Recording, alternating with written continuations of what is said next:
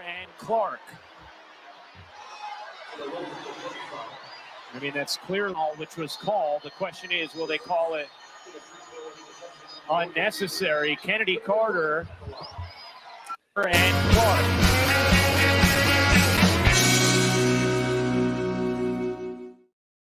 Hey, everybody, and welcome back to Speechless. I'm your host, Phares, 23-year-old conservative activist, host of Speechless, the radio show, and right here on wherever you're watching from, whether that's YouTube, Twitch, Twitter, Rumble, Facebook, any of that fun stuff. But make sure, wherever you are watching from, that you don't forget to like this video, subscribe to the channel, comment what you think, share it with your friends, all that fun stuff. But we have so much to talk about today, including Kennedy Carter. Kennedy Carter is apparently what some people call her, but it's spelled Kennedy. Kennedy Carter, one of, apparently she plays in some basketball league for women, played against Caitlin Clark, the one and only, who we all know and love. And there was some personal stuff going on there, and it's quite fascinating. It's quite the cat fight. So we're going to talk a little bit about that. We also have Pride Month. It is the gayest month of the year, everybody. I am ready to talk about it. Are you? Because we once again have a full month that's dedicated simply to people who just like having sex with certain types of people. Fascinating that that's something that we celebrate. But we're going to talk about that as well as the Trump outbreak. Really, everybody is loving Trump. Trump is the new COVID. Everybody seems to be right on his bandwagon, except for the few people that still have the TDS, the Trump derangement syndrome. They still have it.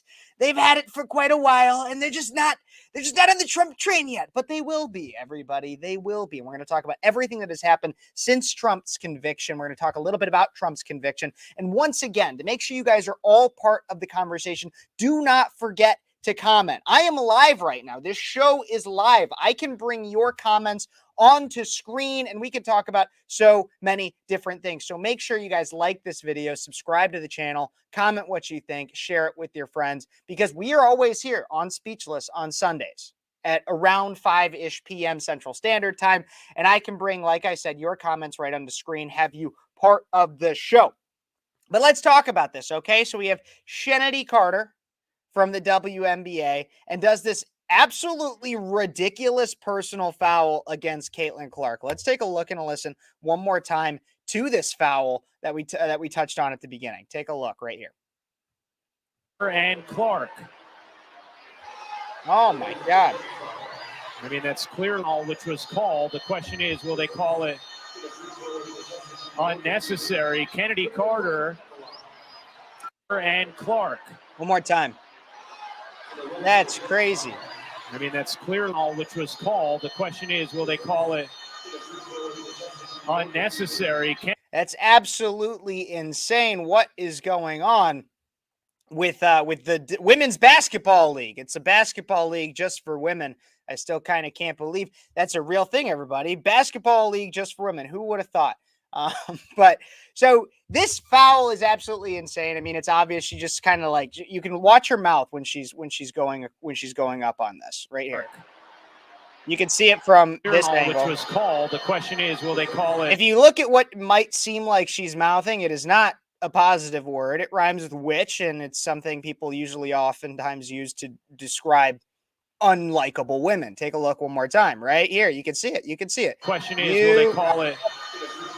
And then she just fouls her. It's insane. And so, in fact, the WNBA upgraded this foul on star Caitlin Clark to flagrant one violation, which whatever that means. But out of the Daily Wire, the WNBA has upgraded a foul on Indiana Fever star Caitlin Clark, who was knocked to the hardwood by Chicago Sky player Kennedy Carter during a game on Saturday. Footage of the incident has gone viral and drawn a great deal of controversy, which is why we are talking about it now. It's one of the only reasons people really talk about the WNBA. A review of the away from the ball common foul led to it being elevated to a flagrant one violation, the league told ESPN on Sunday, though Carter will not be fined or suspended for the infraction. According to WNBA rules, a flagrant one is assessed if contact committed against a player with or without the ball is interpreted to be unnecessary.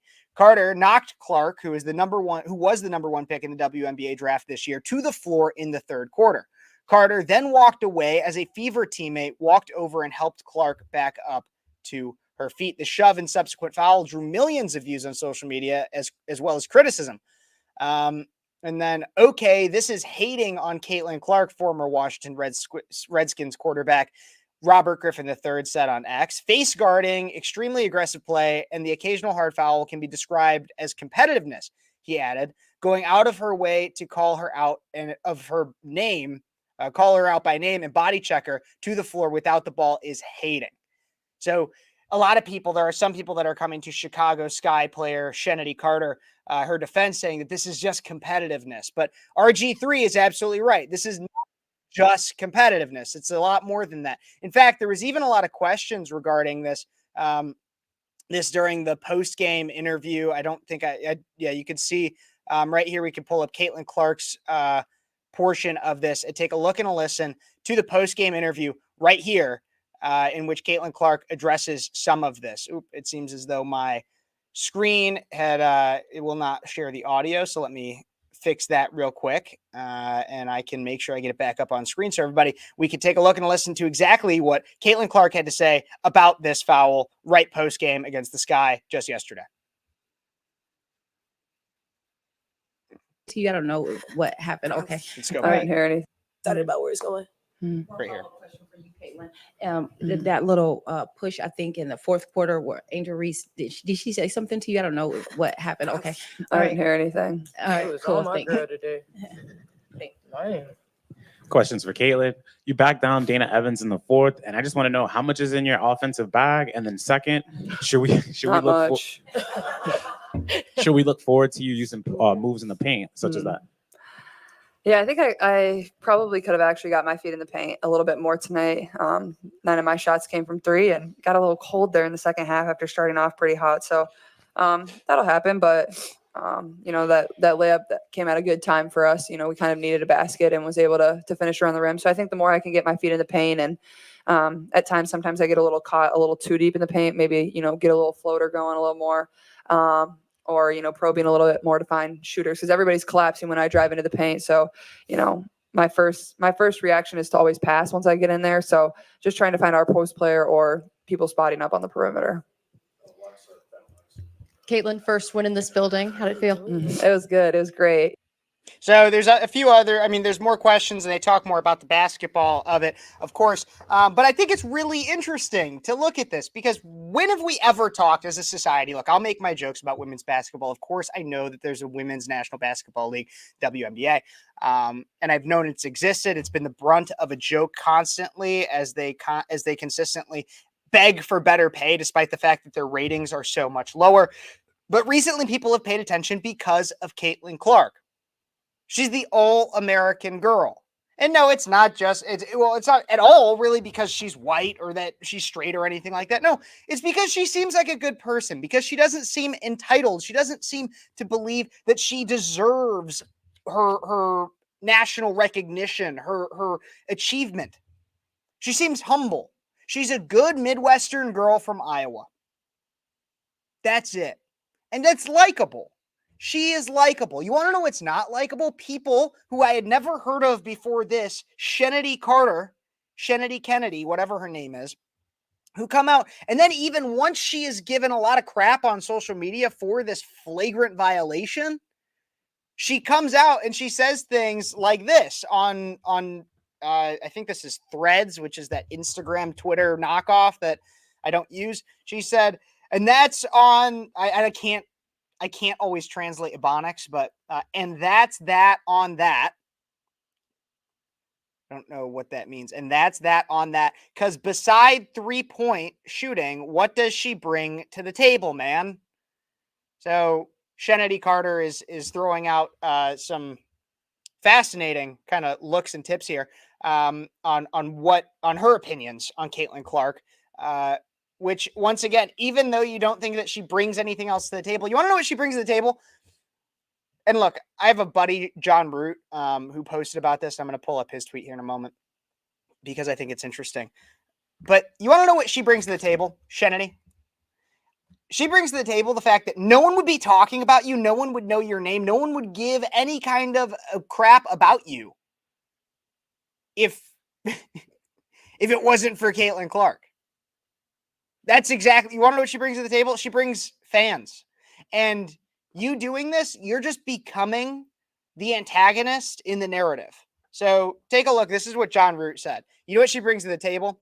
The ability for you to make more money and fly charter, the chance for the WNBA to make a profit for the first time, relevancy for the league on the national scale, ticket sales, jersey sales, court vision, range. Once again, don't hate on Caitlin Clark. Caitlin Clark is the best thing to happen to women's basketball since it became a thing, since Title IX. I'll say that in full without the issue of my inability to just come up with everything as easily on the fly. Caitlin Clark is the best thing for women's basketball since Title IX. And that's an absolute fact. Because now people are actually watching. Now, maybe it's still not. Actually, it could be more than the NBA. A lot of people stopped watching the NBA. But it could be maybe not as much as college basketball.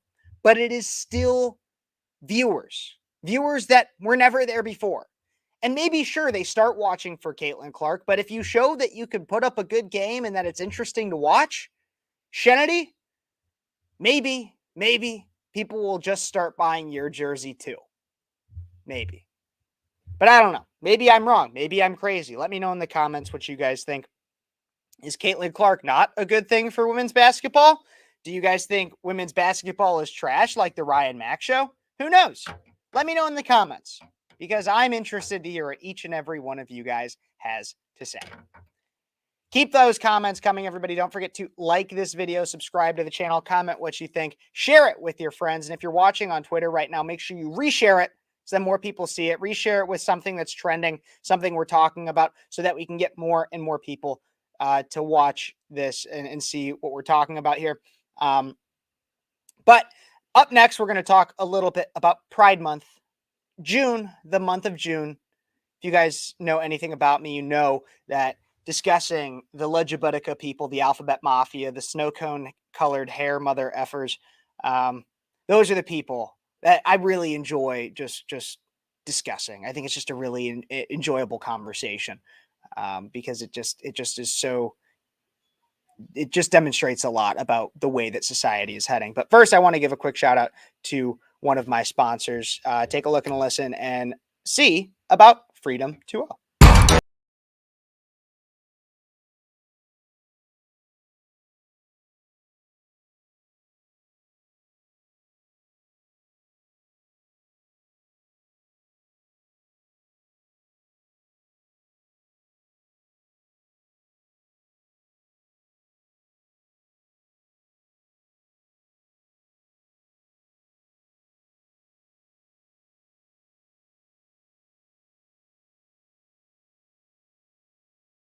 You know, the other day I start getting breakouts, right? I start getting breakouts.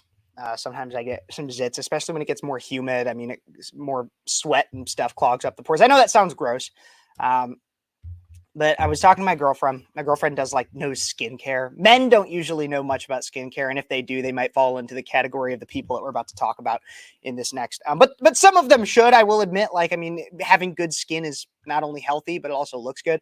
And so I asked my girlfriend, I go, why is it I keep breaking out? Like, and I don't want to look ugly. I don't want to break out. How can I look better? How can I avoid these breakouts? And she goes, you know what you should do? You should drink more water. How much water do you drink? And I was like, not as much as I should. And I hear that from a lot of people. They don't drink as much water as they should. So everybody should go check out Freedom 2.0. Because Freedom 2.0 is a way to get your water and also support a good cause. You're not supporting, like, I don't know, like Woke Dasani or Aquafina or anything like that. There's no fluoride in this, and many say that fluoride could make the frogs gay. So why put all that into your body? Why not just drink some Freedom 2.0 that uses reverse osmosis to make some of the best water, the most free water that I've ever had? So you should go check out Freedom 2.0. Use code USA at checkout. Maybe it's Breakaway at checkout. Try either Breakaway or USA at checkout and get 15% off. Go check that out on Freedom 2.0. But we got so much more here to talk about, everybody. We're going to talk about, it is June 2nd, which, if you know anything about my show, it means that it is the start of the biggest month of pandering in the entire world. This month has so much pandering clumped into it. It beats out the Asian Pacific Islander month, the entire holiday of Kwanzaa, everything the Democrat Party does on the floor of Congress, and February is Black History Month rolled into one. It is more pandering than all of that. There is so much pandering in this month that you might faint with how much pandering this is. I have gone so far as to call it the month of homo-pandering.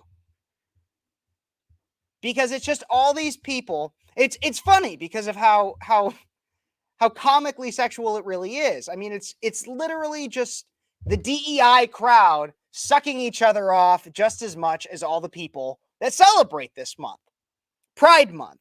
That's what it is. And while I'll make jokes and we'll talk a lot about it, it really is, in some ways, something to have a worry about, because of the different ways it infects itself into society. And we're going to talk about all of those, but we're going to start off with just talking about how it's made its way into every sector of society. So let's go through some of the top ways in which homo-pandering has been getting its claws into our society. So let's start off with of course, we're going to start off with an obvious one here.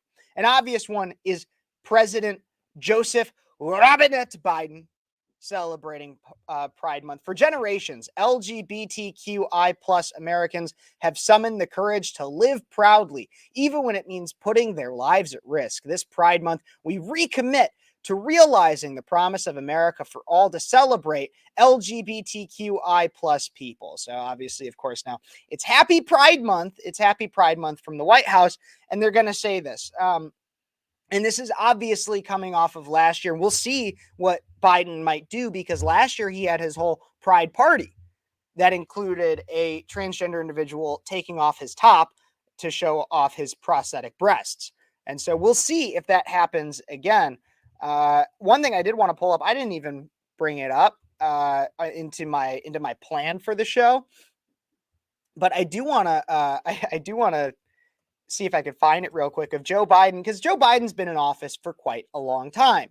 And to the point of which, if you go back, things that are now socially acceptable to the Democrats and the radical left were not at one point. In fact, were against a lot of things that the Democrats of today are. So I want to bring up some different clips that I can just think of off the top of my head, because I want to prove to you.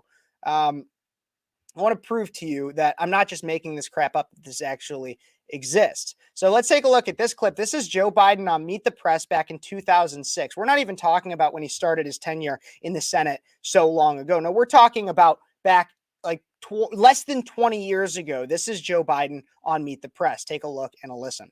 We already have a law, the Defense of Marriage Act. We've all voted, not where I voted and others said, look, marriage is between a man and a woman, and states must respect that. Nobody's violated that law. There's been no challenge to that law. Why do we need a constitutional amendment? Marriage is between a man and a woman. What's the game going on here? Man, The president. I agree with this a lot. Listen to that one more time. That. Nobody's violated that law. There's been no challenge to that law.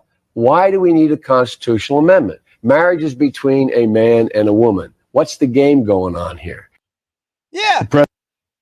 What's the game going on here? I have the same question, Joe, because now we fast forward to yesterday. We go here.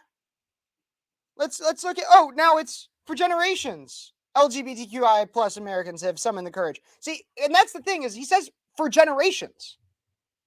Generations of which at one point you were pro-traditional marriage. Now it's about the woke. This is the hypocrisy of Joe Biden as a president for the Democrats. It's what makes no sense, is how can any Democrat support him? Why are they not calling this out? That's my issue with. Look, I have my own personal qualms with the entire idea of LGBT people. And we'll get to that in this show, if not even in this show. Then we got a whole month, everybody. We got a whole month to talk about it. But I even take that out. Take that out. Take my qualm with that out, and just recognize the idea that, hey, all these Democrats that are super pro genital mutilation, they're pro have sex with a lamp if you want to. Some of them are even like pro kid diddling. They don't have a problem with their presidential candidate, their current president, and their current nominee. They don't have a problem with him being like so blatantly a hypocrite. There's no problem with that. Like they don't even call it out. I call out Trump when I think he's a hypocrite on things. I do.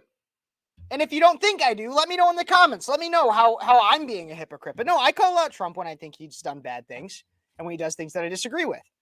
That's one thing, is he came out, he's pro-gay marriage. I am not. Because I think gay marriage in and of itself is hypocritical. Marriage is between a man and a woman. Marriage is a biblical term. So to have it be gay is not even in and of itself marriage. So I'm against Trump on that. I disagree with him. Why is it that none of the left comes out and calls out Joe Biden? Or at least if they do, it doesn't make any headlines. No one talks about it. The lamestream media doesn't cover it the way I do. But that's the president. Of course, that one's pretty expected to be pro-gay. Let's talk about some of the other homo-pandering we have here. We have other parts of the government. We have the Department of Defense that has come out. So our Department of Defense, which is supposed to be about, like, I don't know, defending our country and keeping an eye on like terror threats and everything like that. I don't know why this won't go away. Here we go. Pride Month is a time to come together to honor the contributions of LGBT Plus service members. We are committed to ensuring and promoting an atmosphere of dignity and respect for all civilians and military personnel. If that's what we're focusing on our military, Lord help us. Lord help us. Defund that. I don't want to necessarily defund the military, but I will want to if that's what we're focusing on in it. Just saying. Just saying. But that's that one. Then we even get to actually, I have one more government one I wanted to pull up. This was not in the original article that I pulled up, but I wanted to bring up this one as an honorable mention because this is my own state, Illinois, and we have literally the largest person to ever hold office ever. Governor J.B. Pritzker posted this to his ex yesterday to pander to the LGBT community. He says, Illinois is proud to fly the pride flag, which ironically sounds kind of redundant. Proud to fly the pride flag above the state capitol. Again, we are sending a message to our LGBT community that you are welcome here. You are celebrated here. You are protected here. You are loved here, and you are accepted just as you are here. We're flying that up. I will give credit that this flag is below both the Illinois and the American flag. At least he's not flying it at the same height like Joe Biden does at the White House. But other than that, this is kind of a disgrace. Not even kind of. This is a disgrace. Because whenever has J.B. Pritzker put up, I don't know, a pro-Christian flag? Or a a pro-life flag or any flag that represents, I don't know, maybe a pro-white flag.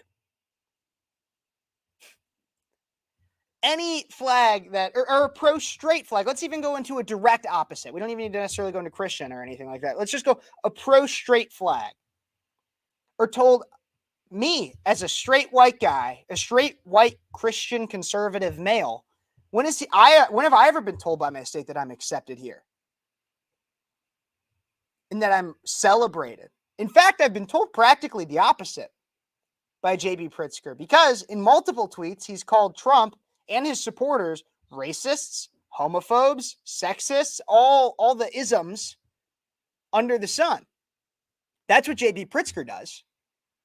So, yeah, if you like having sex with other men or women or mutilating yourself, because you believe something that is not, that you're a gender that you weren't born as, then you're welcome, you're celebrated, you're protected. But like if you're like a normal person and just average, not welcome, not celebrated, not protected, definitely not protected, not loved, and not accepted just as I am. And that's just the way it is in Illinois. But then we get out of just government. Not only government is perpetuating this stuff. Government is my biggest issue because government, I am forced by law to give you my money, which means that in some way, even if it's just a few cents, my taxes went to putting that pride flag up there. And I would rather my taxes go to burning that pride flag, but that's just me. Let's get into now organizations. And these ones are quite funny. Now we have organizations like baseball. For whatever reason, needs to celebrate people who like it taking it in the ass. So we get to like the Major League Baseball right here on Twitter. This is a Major League Baseball post on Twitter. Baseball is everyone's game. #pride. And maybe this is just their way of trying to make up for the fact that they have constantly losing ratings. But I think it's also important to point out that the team that won the World Series last year, I believe it was the Texas Rangers. Let me double check because I don't actually watch the MLB World Series 2023. I believe it was the Rangers, right? Yeah, it was the Rangers. Texas Rangers last year won the World Series. You want to know what else is interesting about the Texas Rangers? They are the only baseball team, the only out of all of them, out of every single team in the MLB, which there's kind of a lot of them. They're the only team that did not host a Pride Night. The Texas Rangers, the people that won, they won last year. The World Series did not host a Pride Night. Every other major league team hosted a Pride Night. And I think that is a slight of God in the fact that they did not host a Pride Night. Everyone else did, but the Rangers did not, and they won. It's God-given. It's beautiful. It's beautiful. But interestingly enough, MLB, while they're just unpopular pretty much all the way around, people have stopped watching the MLB significantly in recent years, and they even instituted a new rule to try to make games go faster because because they realized how bored people got with it. They're not the only ones, and it's interesting. One sport which is considered to be, and they actually host, I believe, the largest sporting event or the largest attended sporting event in America every year, the Indy 500, which has upwards of like 300,000 people attended. It just happened last weekend, 2 weekends ago. I think it was last weekend. Tell me in the comments. I'm sorry, I don't pay attention to that many sports, but it becomes necessary in this show sometimes. That's why I even talk about the WNBA, which is the women's NBA. But NASCAR even celebrates Pride, apparently. And I guess it makes sense when you're always turning left, you're not going to be right. Haha, but some people think that's funny. I do. But happy Pride. NASCAR is proud to support the LGBT community. Follow along with as we highlight stories of those who have impacted our sport. Congratulations. Gay people can drive too. I guess that's what it's, I don't know. I love you have some of the comments on these are hilarious. Like there's tire tracks on the pride flag. There's you have like all these, they're getting torn apart in the comments, which again is crazy. And I think this guy points it out well. NASCAR is pandering to the gay community. Like 1% of your audience is gay. You stupid idiots piss off the majority of your fan base by embracing the global homo agenda. A lot of people are waking up to this and they're realizing, hey, like this is getting annoying. We don't actually want to have all of this, pun intended, all of this gay crap shoved down our throat. So they stop. Some do. I haven't seen, actually, let's go check right now while we're live here. Let's see. Has Bud Light posted anything for Pride Month? They have not changed their logo. They got, is that Sean Strickland? Might be. I think that might be Sean Strickland. I don't know all my UFC people, which is going to be bad again, tear me in the comments. Don't know my sports that well. No, it's Dustin Poirier's. But anyways, he's a UFC guy. They have all this stuff about UFC. They are not talking about pride at all. Look, I'm not going to say that we all need to forgive Bud Light, but it's important to recognize they're not posting anything about pride anymore. Make these companies feel it. And one that makes me really sad because I always liked them, but it's Walmart. And I didn't have their link pulled up, but I have time tonight. So why don't we take a look at this? Is Walmart's pride thing that they had. And we're gonna look and listen at what Walmart had to say about pride. Queer people have magic that we can share. Queer people are magical. Oh my gosh, pick a card, any card. Must be the Joker. Lucky enough to be in the Walmart Pride collection this year. Total dream come true. It's not every day that I see my products in a Walmart. It's important to me to share my art. No one can make the art that you make. That woman needs to lose weight. No one can say the things the way you say them. There's a lot of opportunity to. Born this gay. I would buy that for like some of my friends. I have my friend Josh who joins this show. Josh, hi. Josh, I'm going to get you this shirt because you were born that gay. To uplift with a bit of playfulness and imperfection. The world needs to hear what you have to say and your story. That Queer people have some of the dumbest. You got the Freddie Mercury looking dude there. You got, I don't know, this one trying to look like Danny Zuko from Grease, which I know was in and of itself a gay reference, but calm down. I like girls. But then, okay, so we have all these companies and I get mad about it and I'll splay them on here. I'll make fun of them. But then there's some, and this is where I get really unhappy and where it becomes almost gross to me. Because here's the thing is, so Pride has done an amazing job of branding itself as like, oh, we're just like trying to be accepted. We just want our rights. We just want a right to get married, like blah, blah, blah. And like, oh, we're just all about the rainbow and we're just cute and we're just like a little quirky, a little queer, like blah, blah, blah. Yeah. That's what they've branded themselves as, to the point of which we like forget what they're actually celebrating, right? I actually think, and this is, I will admit, if you're watching right now and you have children around, maybe don't have them around because this gets a little vulgar. But there is a Norm Macdonald sketch in which he talks about being gay, and I gotta find it. Here it is. Okay, so it's like 2 minutes long, but we'll play it, and I might get kicked off for like copyright or something. But I think this is really funny, and this is where he talks about like pride parades. So Norm Macdonald, one of the funniest comedians of all time, would totally get canceled. Rest in peace, Norm. But like, take a look and listen at what Norm had to say about pride parades. And it reminds you about like what is actually being celebrated in Pride Month. Think about this. Once again, vulgarity warning in case you have children around. Let's look. San Francisco famous for. Oh, guys sucking and fucking each other. Forgot about that.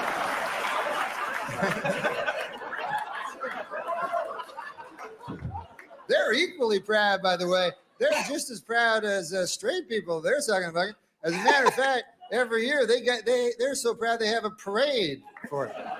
It's called the Gay Pride Parade, and it's an odd thing to me because I'll tell you something. When I was a boy, you know, and I'm older than you fellers, but when I was 6 years of age, I remember my dad showing me on the television there was a parade because Neil Armstrong and the boys, why they had gone to the moon.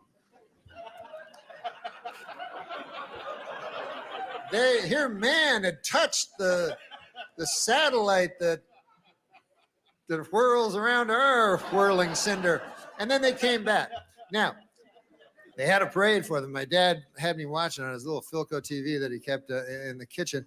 And he said, I remember he said, watch this, son, you know. And Neil Armstrong and the boys were going down ticker tape, Fifth Avenue. It was like a very majestic moment. Now, this is how parades have, in my mind, devolved a little. Now, it's a bunch of guys who like sucking and fucking each other.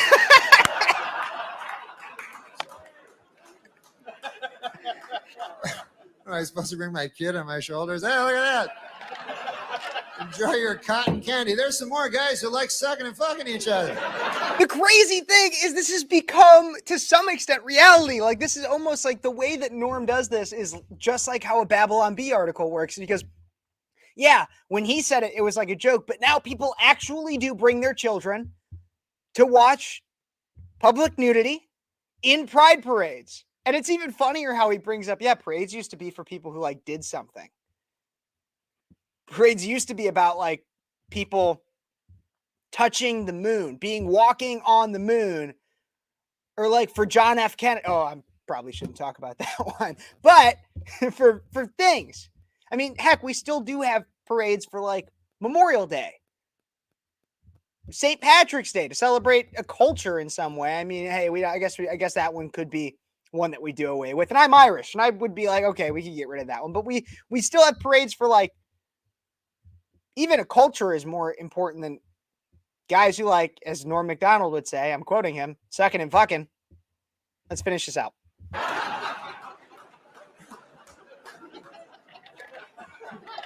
And they like doing it. I don't think you get a parade for something you like. Like, if they didn't like, maybe then I'd show up. You know what I mean? If it was like, I don't like it, but God damn it, I'll do it for my country. Then I go, son, that man's a patriot. He understands there's greater than the individual. There's.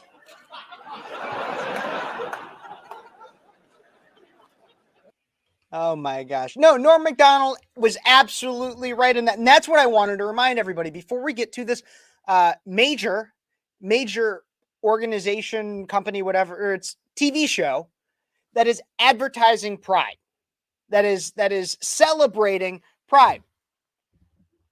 Once again, pride is about people who like to sleep with people. It's about sexuality.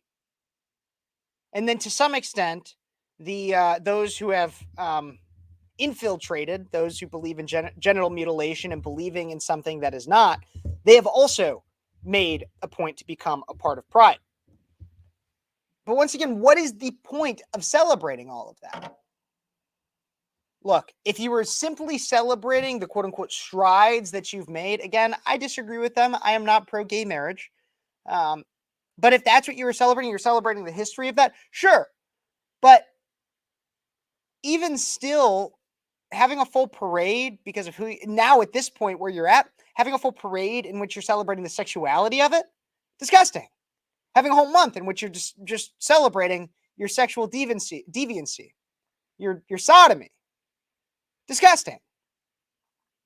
And so then that's why it's even more disgusting when you have a children's show like Sesame Street. Sesame Street. You have Sesame Street that is celebrating this on their Twitter, which again, no child is on Twitter talking about Sesame Street, but still, happy hashtag Pride Month from Sesame Street. Today and every day, we celebrate and uplift the LGBTQ IA+ members of our community. Together, let's build a world where every person and family feels loved and welcome for who they are. See, this is...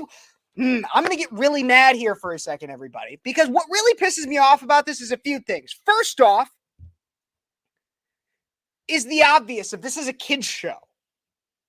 Why does a kid in any way need to be talked to about any level of sexuality or like their gender theory bullcrap, anything like that?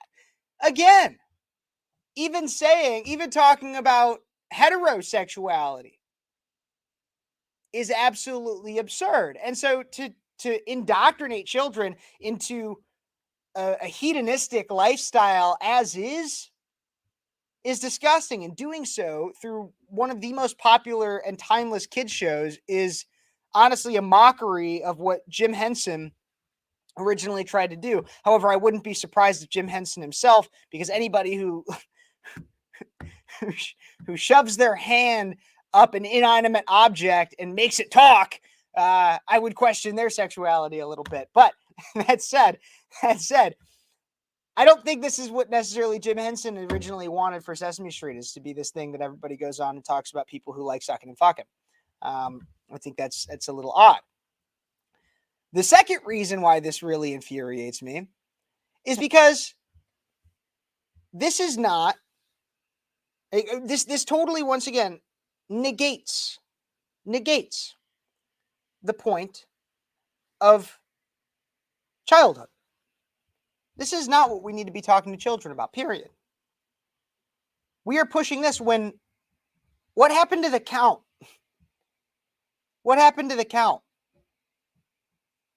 Like, what is he going to start counting the amount of sexual crimes that happen at pride parades against children? Probably not if they're celebrating it here. No. Why do we need children looking at things like this? Why do we need children watching Sesame Street and having gay stuff shoved down their throat? I think that's most people's problem, but we do have a lot of people waking up. What do you guys think about Sesame Street? Sesame Street pushing the LGBT agenda. It's absolutely, in my opinion, it is absolutely absurd. We have more to talk about with Pride Month and groomers. Anybody who is trying to talk to children about sexuality in this way is in fact grooming them. And we're going to talk about that even more coming up soon in the next segment about Miss Rachel. Have you guys heard of Miss Rachel? She's a very popular kids YouTuber, and we're going to talk about her coming up soon. But I do want to take a quick break here so I can get everything set up for that. Do not forget to like this video, subscribe to the channel, comment what you think, share it with your friends, all that fun stuff. We will be right back with more Speechless after this break.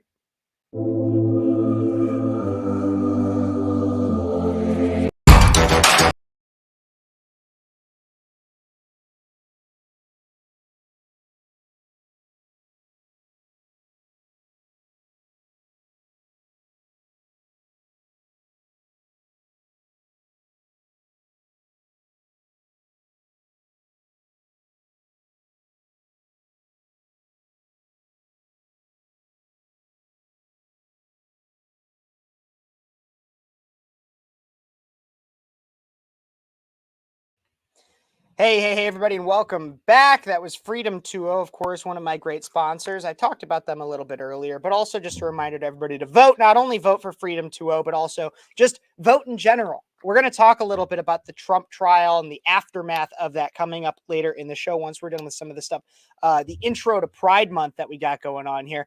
So make sure you guys stay tuned.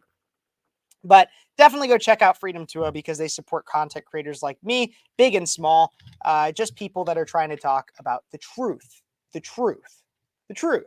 And once again, when we talk about the idea of truth, of course, there's things in this show that are my opinion. And I think it's pretty clear when I say that I think something that's different than when I say something that's an objective fact, but something that is that is my opinion, but pretty close to a fact, is the idea of if you are talking to children about sexuality, gender theory, anything like that, then you're in some way grooming them. Now, you might not yourself be looking to be the next Jeffrey Epstein or anything like that, but you could be grooming them into a life that they weren't necessarily a part of. I mean, there's a reason, and it's not because there was always just this many gay people. No, there's a reason why like 1 in 4 women in my generation identify as LGBT.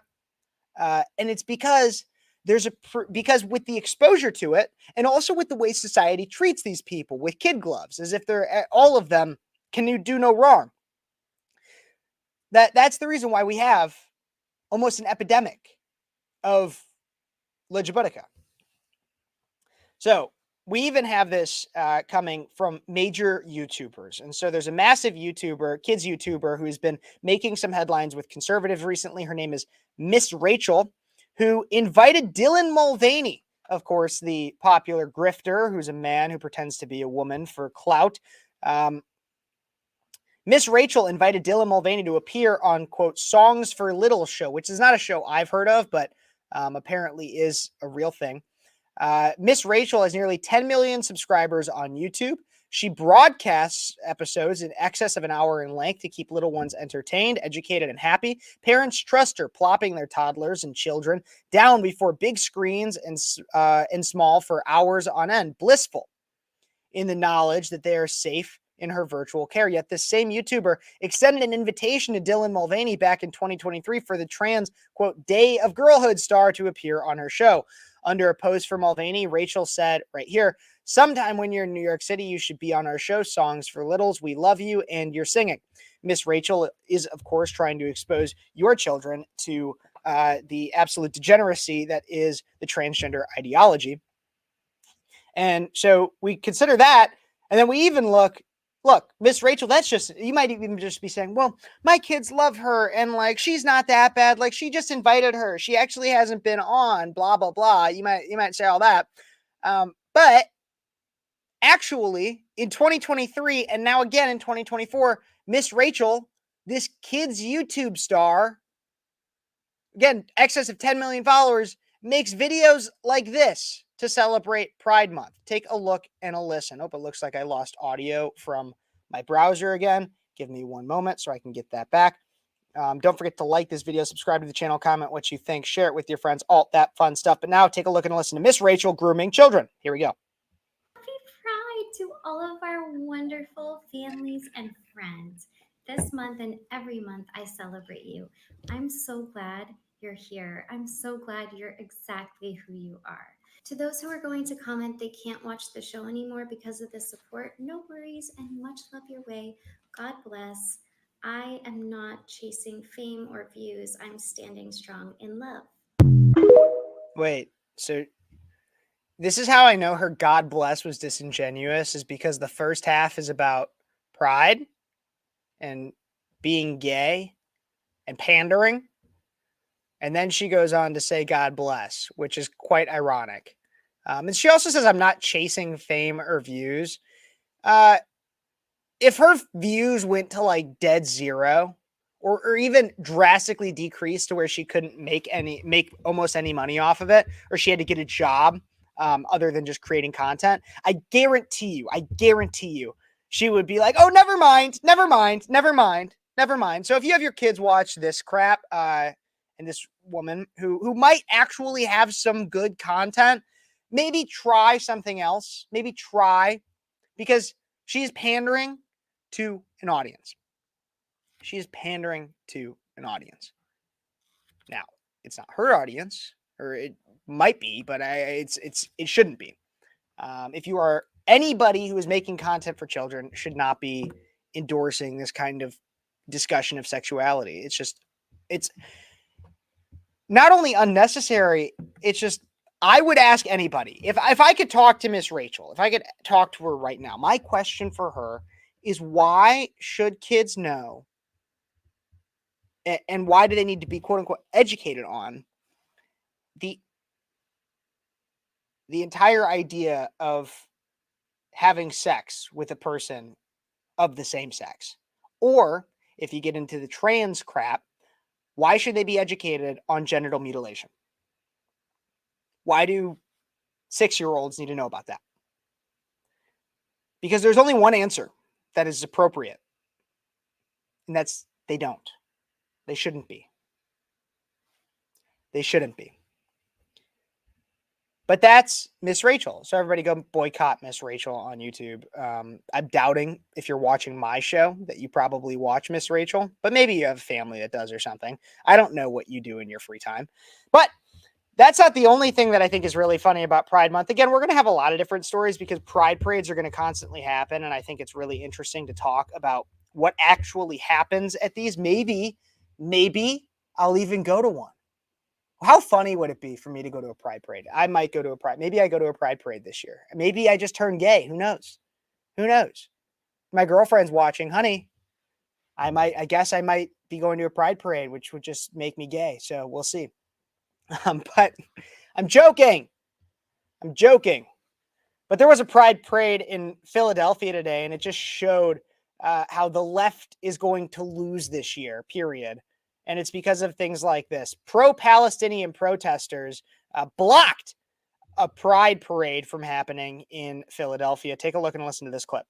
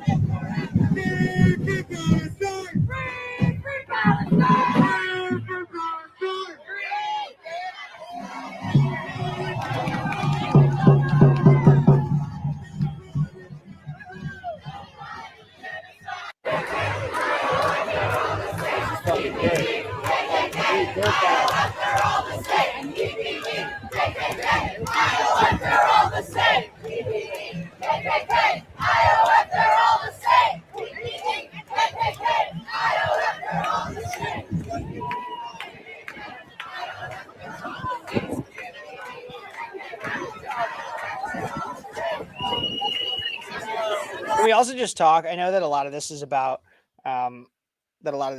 like the Pride and the Palestine people and they're eating their own. But can we just also talk about like how like by choice unattractive all these people are? Like look at some of these people. Let's look at some of this. So you have this one, which I can't even tell what the heck that is, but like go work out a little bit. You have this man who is in like a loose corset. If whatever that is, yeah, the jean shorts there too, and like the balding, receding hairline. You have like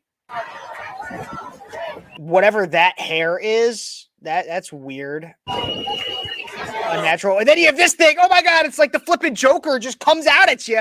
The Joker is just like, oh my god, that thing looks right into the camera. I don't know if you guys can see it as well as I can on my screen, but if I make it full screen right here, you have this like clown thing looking right there into your soul, about to like kill you.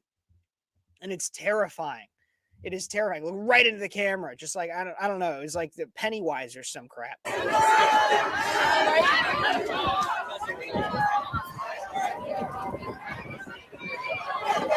don't know what's happened with the camera there, but it's just crazy to me. It is crazy to me how, so the left is eating their own with the Palestine protesters and the gay protesters, and they're just, I don't know. It looks like maybe some of them tried to join forces, which is just absolutely hilarious because I want you to try to go to the area that's known as quote unquote Palestine, which actually isn't a country, doesn't actually own its own real territory. But Palestine, try to go to Palestine and be so out and queer and just be so, oh my God, be so gay, blah, blah, blah. Figure that out. Try it. See what happens. I'd love to see what happens. Actually, I wouldn't love to see what happens, I'll admit, but try it. If you're really that passionate about it, about being both gay and pro-Palestine, figure it out. But no, this is how I know the left is going to lose in 2024 because in this election cycle is because they have these two major issues to them: Pride and LGBT stuff, and Pride, which is the LGBT stuff, and Palestine, and they're directly conflicting issues. But that was just today, and we're going to talk a lot more about what is going on with Pride all this month. So make sure you guys don't forget to like this video, subscribe to the channel, comment what you think, share it with your friends, all that fun stuff. But like I said, the Democratic Party is divided, and they get really into tangents about issues that don't even resonate with the average American. I mean, the average American isn't really necessarily caring about gay rights or not even necessarily gay rights. They don't want gay stuff being pushed at their children. They think that it's gone too far. Many were okay with the idea of, oh yeah, just let them get married, whatever. But now it's gone to a point, not only do you have to let them get married, you have to force that entire ideology onto children, which people don't really like by and large. So now you have people that are moderate Democrats that are deciding to leave the party. In fact, just today, Joe Manchin has announced that he will be leaving the Democratic Party. Right here out of the Daily Wire, Joe Manchin leaves the Democratic Party. Says it pretty clearly. West Virginia Senator Joe Manchin announced Friday, it was just not today, 2 days ago, that he had left the Democratic Party and had registered as an independent. Manchin cited, quote, partisan extremism from both the Democrats and Republicans as the primary reason for his decision to register as an independent, claiming both parties had left West Virginia and our country behind. From my first day in public service, we can look right here. My commitment to do everything I can to bring our country together has led me to register as independent with no party affiliation. And there's a lot of people that feel like this. Look, I am a conservative. I consider myself mostly a Republican. There are things I disagree with the Republican Party on, but mostly I am a Republican. But there's a lot of people that feel just like Joe Manchin, where they're much more moderate than I, and they believe that some of the rhetoric out of the Republican Party sounds too extreme, and they feel like everything out of the Democratic Party, not only the rhetoric, but also their policy and everything, is also too extreme.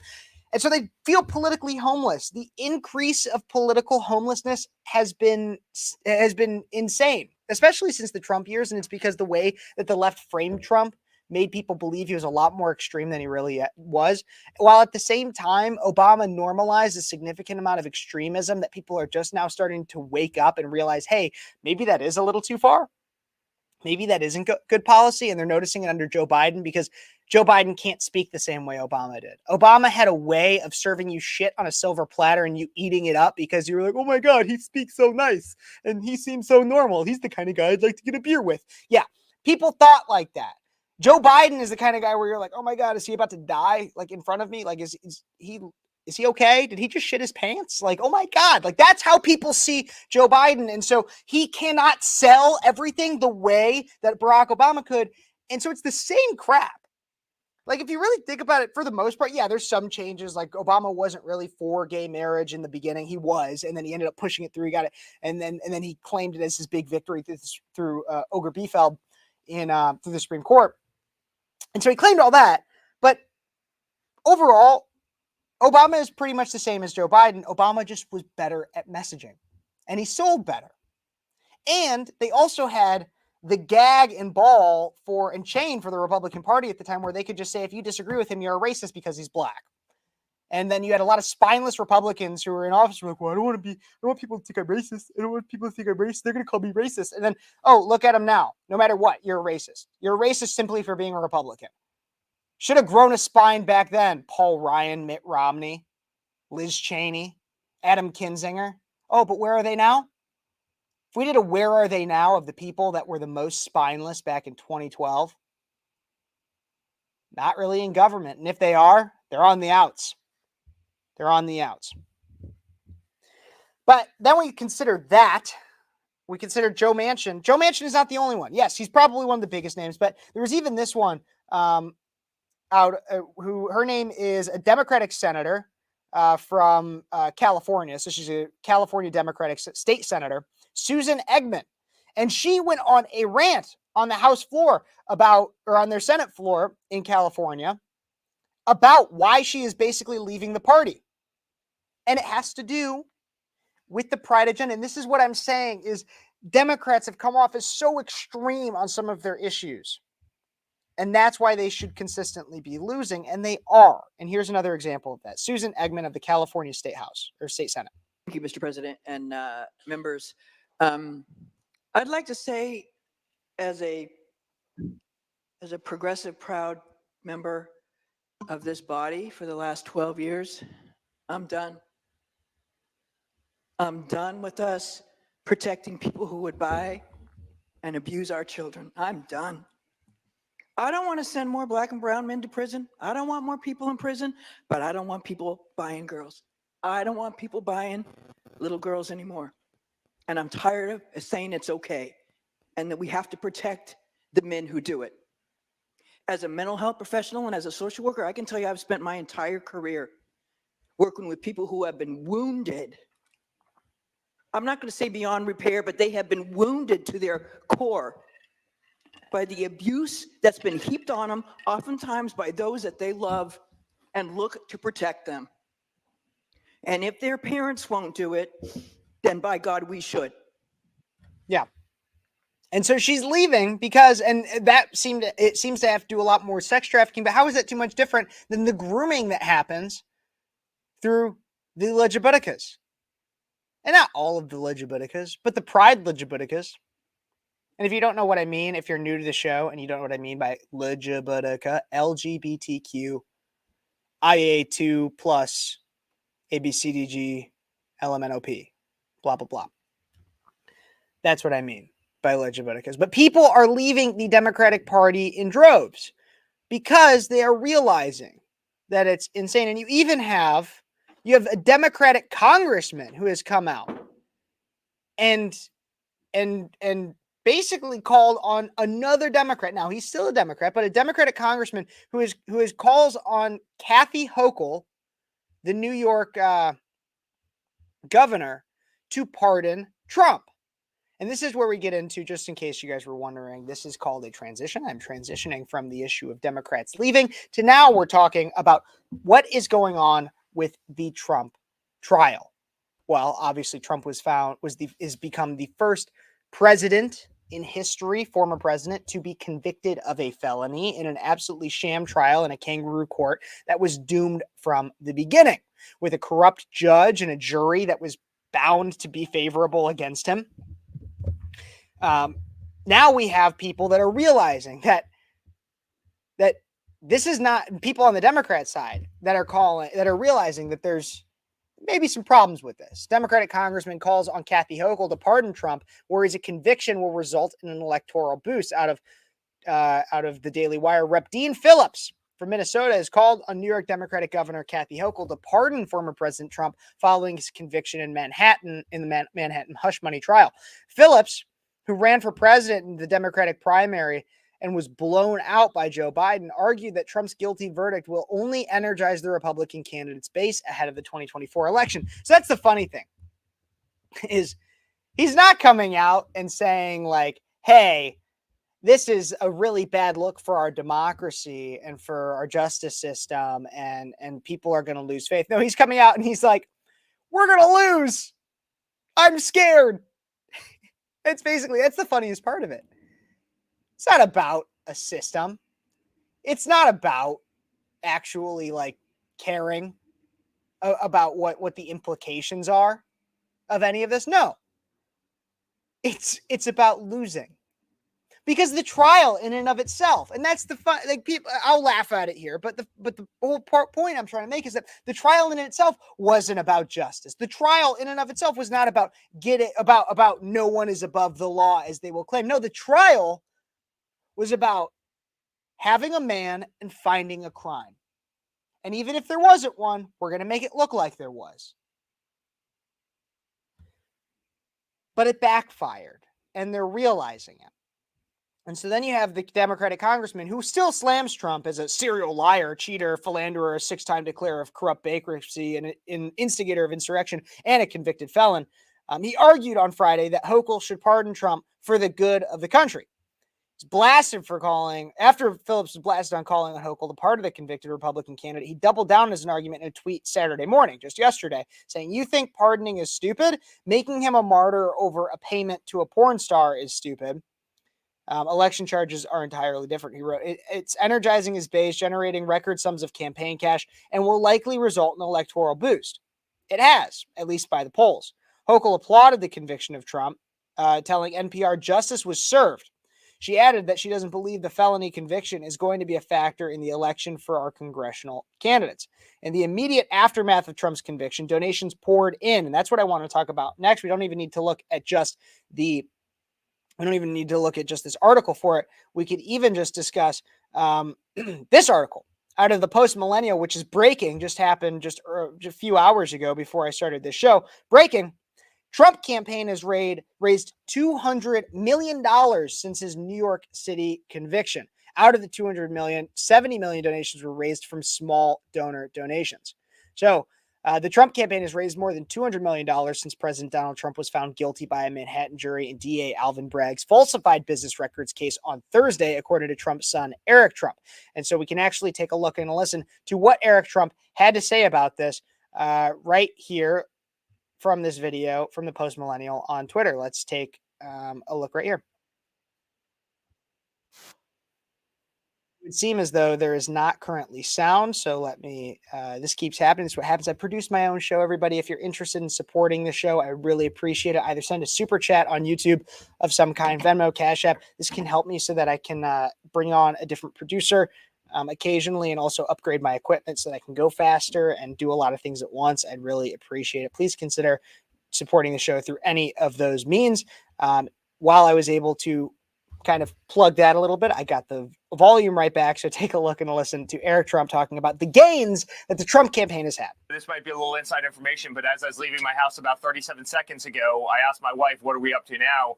And she said, just in terms of small dollar, we're well over $70 million. This is $21 donations, $43 donations, right? Small dollar donations. If you add the large dollar donations to it, you're over 200 million, but you're over $70 million. And by the way, Maria, 30% of those people have never been seen before by a political party, right?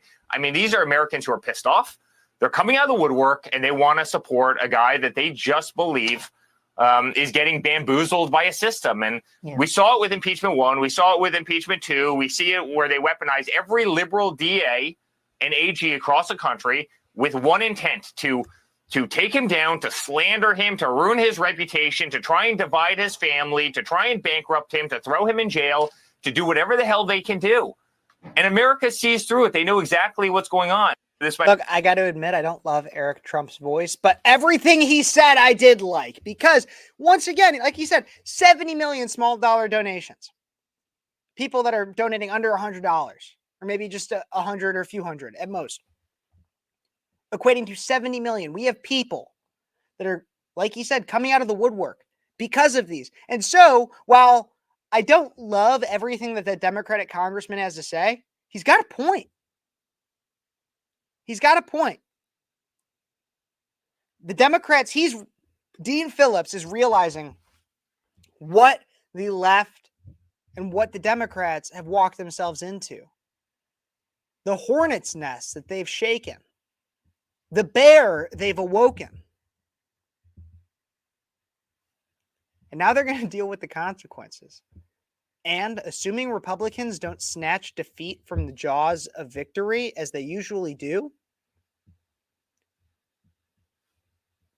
they're going to feel them hard. Because Trump's popularity has grown so much. We even see it last night at a UFC fight. At UFC 302, this is in New Jersey. Just remember a few weeks ago when Trump had the massive rally, the record-breaking rally in New Jersey?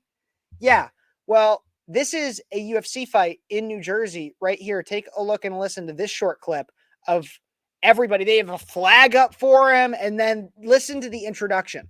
Mercedes Lewis also in the building. Former President Donald Trump.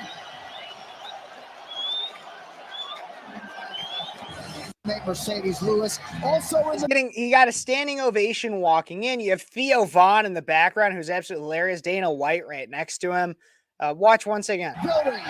Former President Donald Trump. Multiple. I know Sean Strickland shouted him out during the fight. I know that other fighters came up and gave him high fives, shook his hand, everything.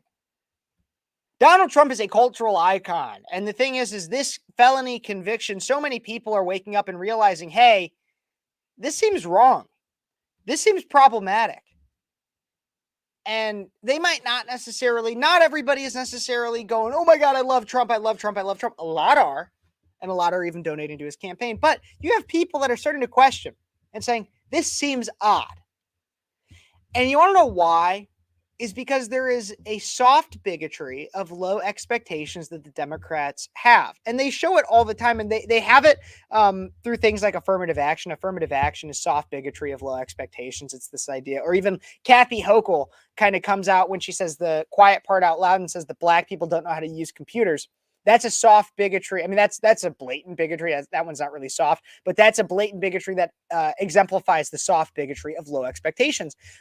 And really, the entire idea of these Trump trials is, in a way, a soft bigotry of low expectations, in a way that they're trying to say that you Americans are too stupid to realize that we're doing all this. We think that you're just going to eat it up and buy it.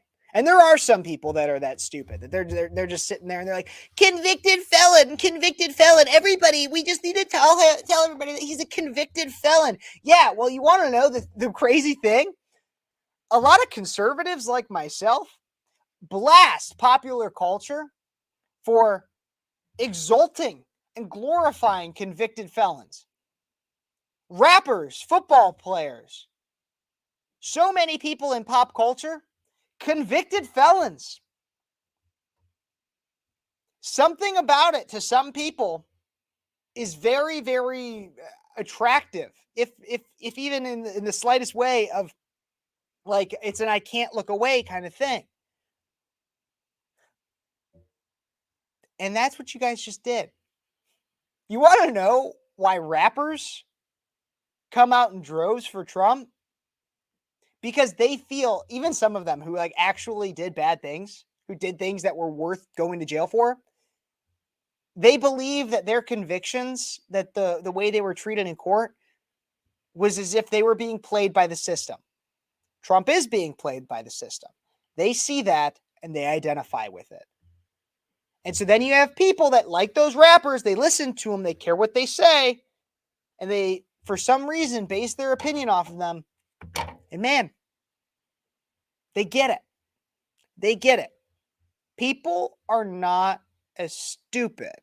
And while I disagree with the idea of and I do think it's not necessarily intelligent to base your opinions on what a rapper says, it would be even stupider to not recognize, it would be even less intelligent, because I said stupid, more stupid, be less intelligent to believe that there is no political animosity that dictates the indictments and conviction of Donald Trump. And that is why so many people are coming out in droves for the man. And it's beautiful. But what do you guys think? Should they be? Are people too enamored with this? Do they care too much? Am I wrong? Am I stupid? Maybe. Let me know in the comments. I'm curious what you guys think. I do have one more thing I want to talk about on the show today. If there's anything else you guys ever want me to talk about, react to, think about anything, feel free to give me an email, speechlesskp@gmail.com. I know I have at least one pending email right now from somebody that I will be responding to soon. But if there's anything, like even a video that you want me to react to, just send me the link and be like, please react to this, and I will. So please don't hesitate to email me. You can contact me directly. I mean, you can always leave a comment. I'm always interested in what you guys have to say in the comment section. Always do that. Just like Jim here who did, and I love that. And I saw Andrea earlier. I hope you're still here, Andrea. I love that. Thank you guys for joining. But please leave me a comment. And then, like I said, you can always email me, speechlesskp@gmail.com. I do have, like I said, something to react to next, because I know that we've talked about a lot of things. Yes, the Trump stuff is hopeful, but we talked about all the groomers, the pride stuff. We talked about Caitlin Clark and all that controversy. But I have something that I think might be a little bit more hopeful, something I haven't even watched yet that I'm very interested in watching, to react to, coming up here soon on Speechless after this break. Blah, blah, blah, blah, blah, blah, blah, blah, blah, blah. What are you talking about? Here, have some Freedom 2.0. Man, the Constitution is awesome. That's what it is.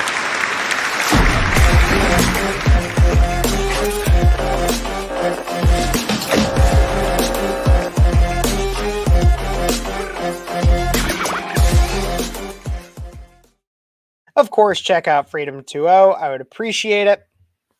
I would appreciate if you guys check out Freedom 2.0. Maybe order some. Always drink more water. You could always be drinking more water. I've been drinking a lot of Freedom 2.0 recently. It's summer. It gets hot. It's good.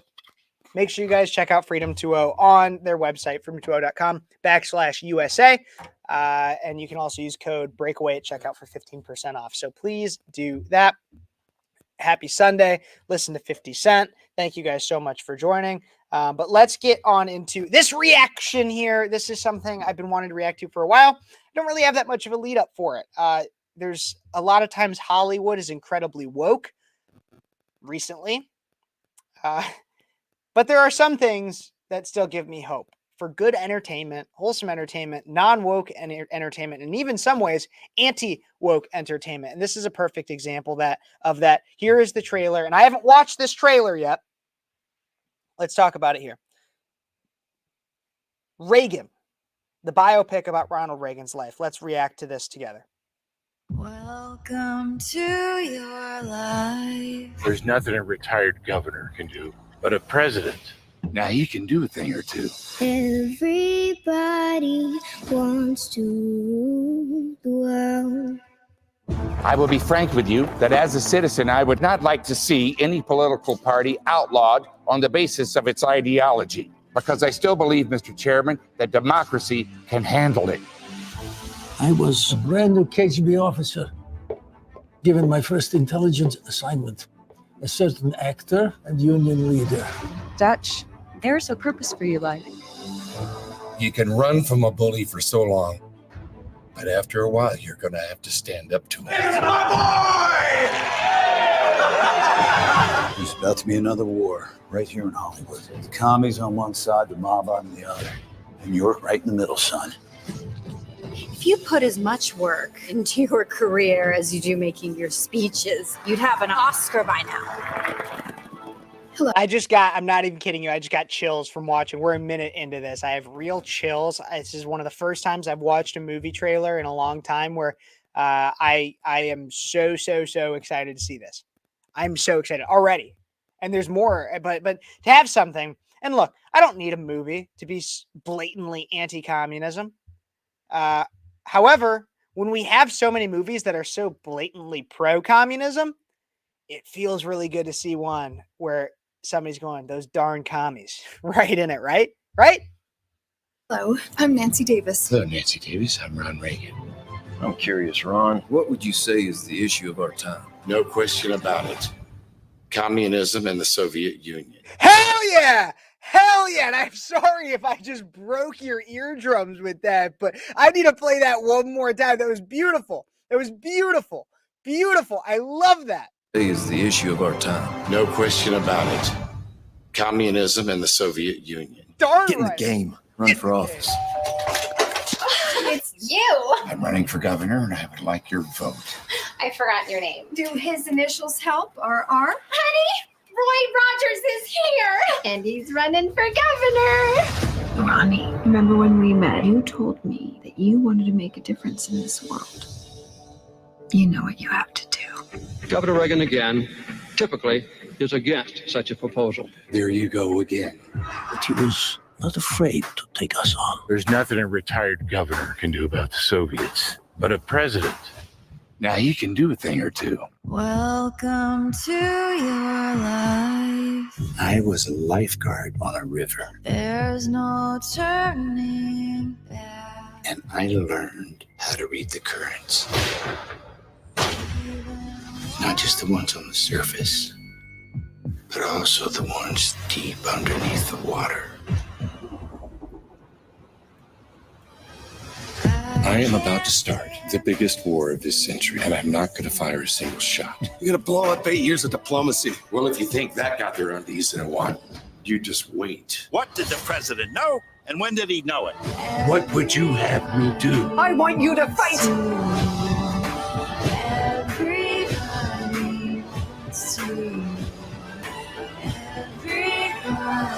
Mr. Gorbachev, tear down this wall. Wants to rule the world. That is, I'm not even kidding you. Like I just said, I have absolute chills running down my spine right now. I am so excited for this movie. It is so amazing to see a film that is not going to push any level, or at least from what I understand, it isn't going to push a major political agenda down my throat. It's not going to necessarily be a movie that is pushing just republicanism. It's going to tell the life of Ronald Reagan. It's going to tell it, and it's not going to say that he's an absolutely terrible. It's going to objectively tell the life of Ronald Reagan. At least that's the way that I see it right now. And it's going to bash communism, which communism objectively, not even, when I say it's not going to push a political agenda down my throat, bashing communism is not in and of itself a political agenda. Because every single time that communism in some way has shown and reared its ugly head, it has been just that, an ugly head.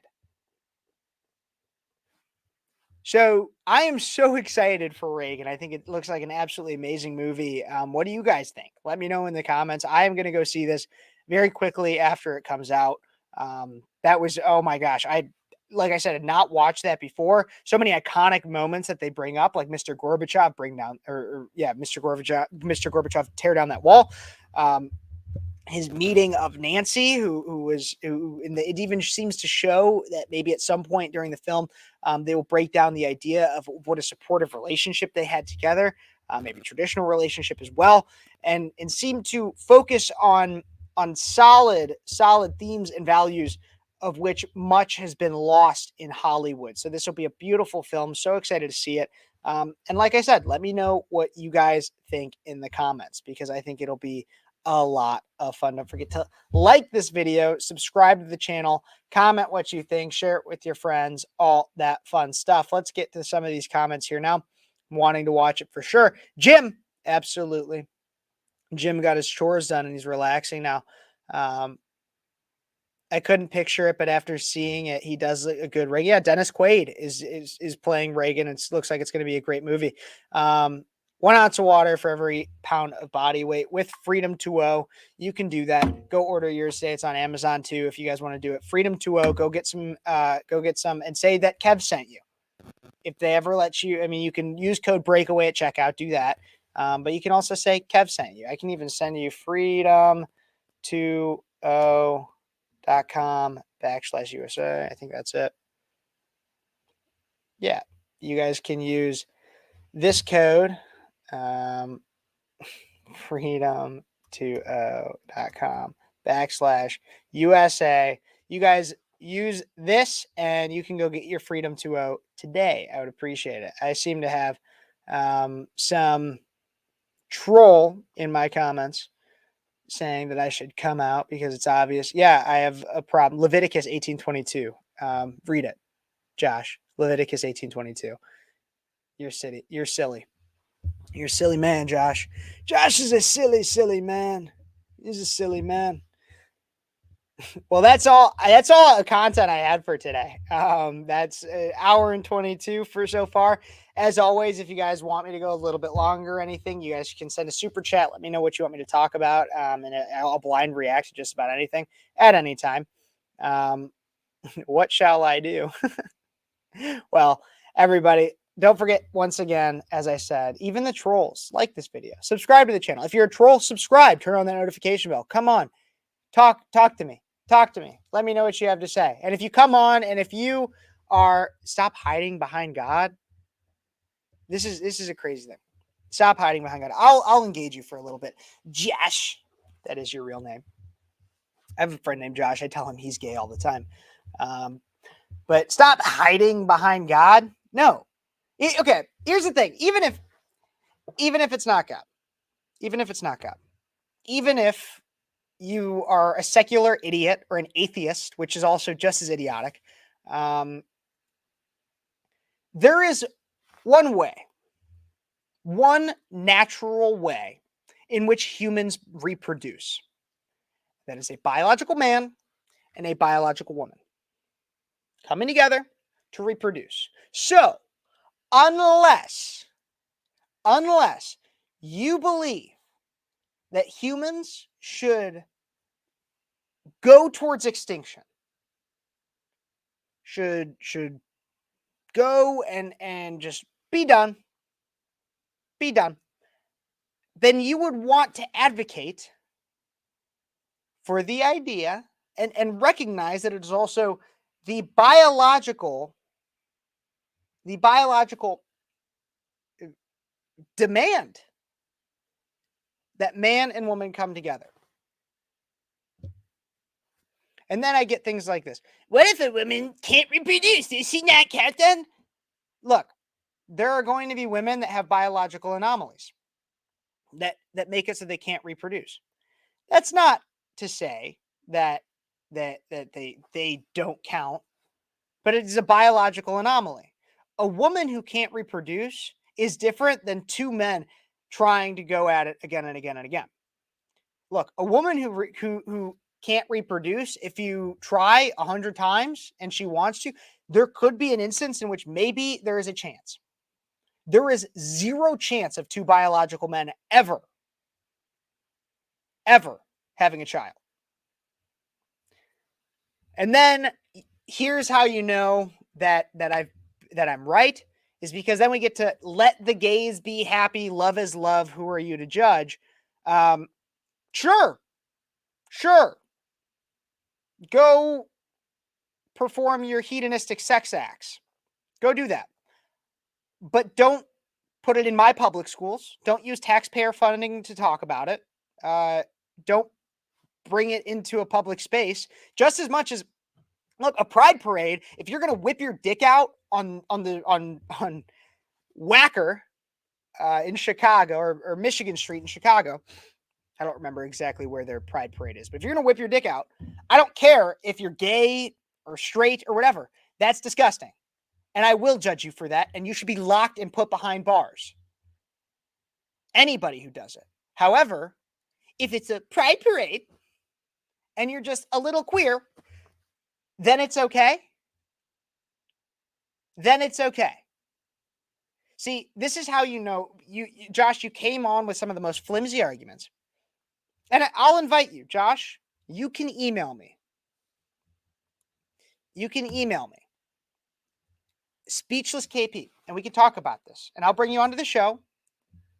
And you can get as angry at me as you want. I don't care.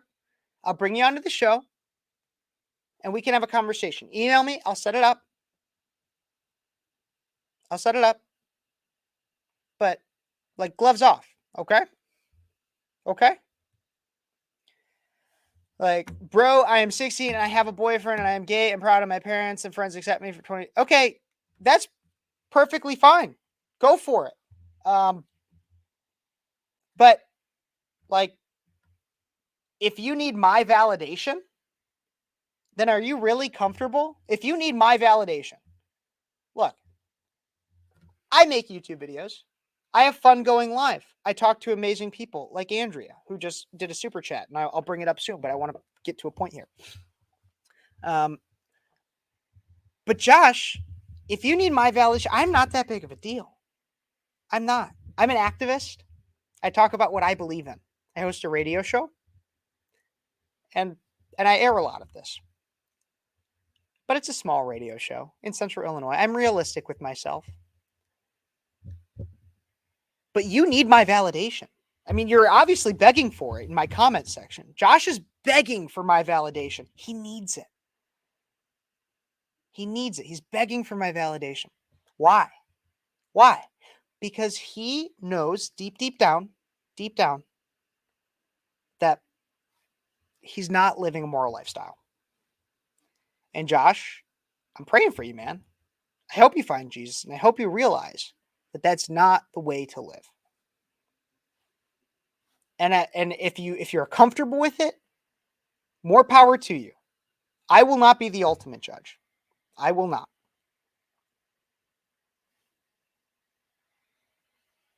But you'll meet him. And we'll find out who's right and who's wrong.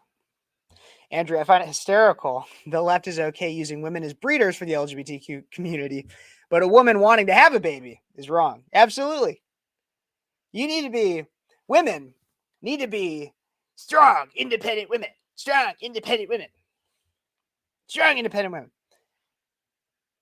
Until a man who marries another man wants to have a child. This is another really, really smart thing to say.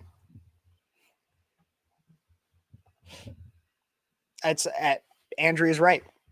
Josh, do your family and friends really accept you? Or is it them just being nice to you, not to hurt you? For real. Josh, I have no hate in my heart for you. I want you to know that. Seriously, I don't hate somebody because they're gay. What I hate is that people act like it's absolutely normal, when biologically we are told it's not. So what do you think I should do then? Be single and alone forever because I can't help who I'm attracted to? No. Pray on it. Dedicate your life to, or at least part of it, to learning more about it and learning more about why you have these urges. Talk to God about it. Read about it. Think about an alternate perspective. I consider the perspective. I understand the idea of maybe it is it's an attractive urge, but if you live your entire life in that, it's not only sinful, it is also it's also against the entire idea of the human race. Like I could take God out of it. Like you can take God out of it. You shouldn't take God out of things, but you can, and you could recognize that it's biologically. It is not what nature calls for. It simply isn't. Josh, if you want to keep having this conversation, which I would love to have you on the show. We can have this conversation, but email me, okay? Speechlesskp@gmail. I'll invite anybody.